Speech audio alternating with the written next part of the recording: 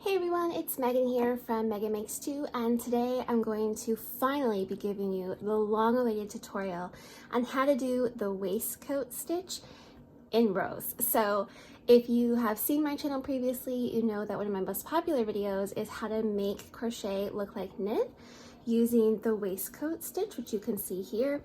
Alternatively, it's also referred to as center single crochet since you work into the middle of the stitch, not the top. So I've shown it before in the round, which you can see here as an example. Super simple.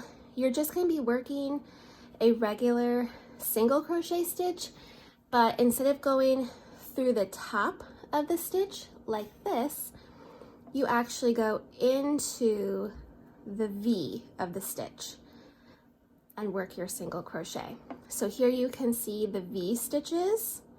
We're going to go right in between the V's. And so this is super simple. You basically just make a chain, join it, and then work in continuous rounds using the center single crochet or waistcoat stitch. Doing it in the round, I feel, gives the best results. The only downside is then you have to, of course, be working in the round, which isn't always possible. And your stitches will tend to slant a little bit towards the left, if you see in my sample here.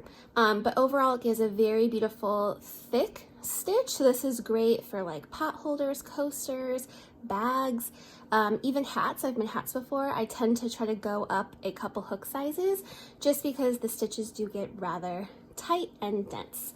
So the only difference between working waistcoat stitch in the round versus in rows, as you see here, is where we place our hook. So you'll notice a few differences when I work in rows. It does tend to get a little bit tighter, and so it's a little bit trickier to get a nice even swatch, but you still kind of get that knit look. You'll also notice that the stitches are not necessarily stacked on top of each other.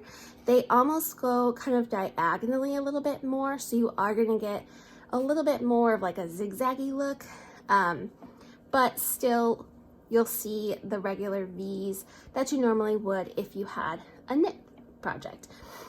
So I've worked a little bit of rows here. I have 15 stitches in my swatch.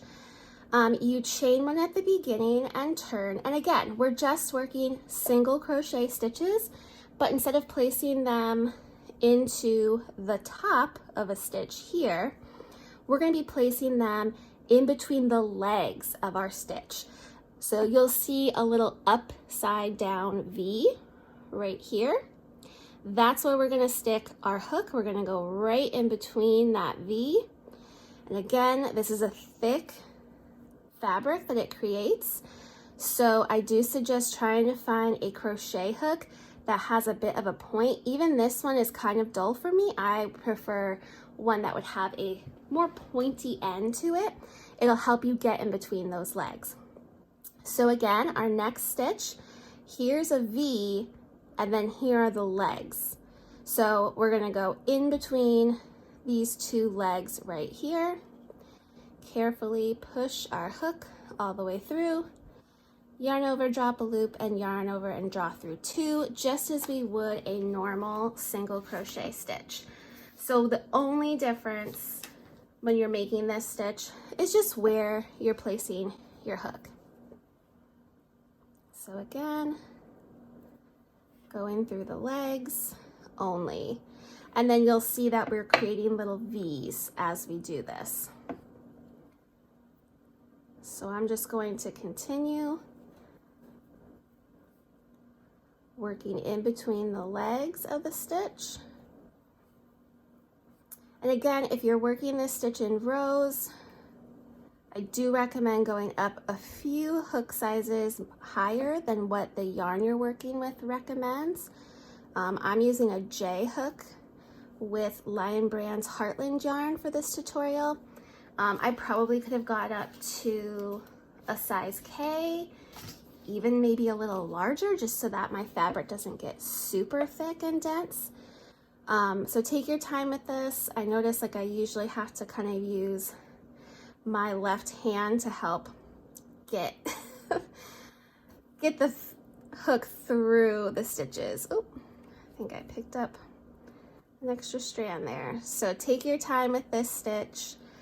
This is why I tend to prefer using the stitch in the round. I find it a lot easier to work with, but it is possible to work in rows with waistcoat stitch. It's just slightly different, and it's going to give you a slightly different look. It's not going to look as close to knit as it does when you work it in the round. And like I said, it can be a little tricky. This yarn and this hook are giving me some trouble today. I just want to get to the end of the row so I can show you how to end your row.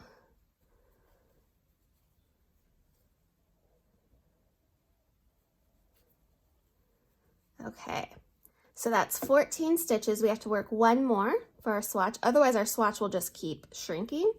So here you can see the next leg is right here.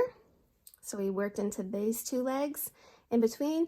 So I'm just going to go right to the left of that last leg, almost like I'm working into the chain stitch, and work my last single crochet. And then I'm ready to chain one and turn. And again, every row will be the same. You'll start by working in between the legs of the next stitch. Just like that.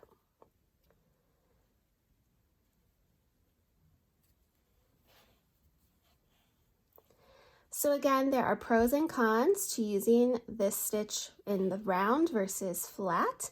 It really kind of depends on the project that you are doing. Either way, it makes a very thick, sturdy fabric that somewhat mimics the look of knit stitches. So if you don't know how to knit or you prefer crochet, this is a great stitch to try. And there's so many uses for it. So that's how you work waistcoat stitch in rows. I hope that you enjoyed this tutorial and that you will give this a try. I will also put a link to my original waistcoat stitch in the round tutorial where I work a little bit slower and show you everything you need to know about working in the round. Thanks for watching. Don't forget to like and subscribe.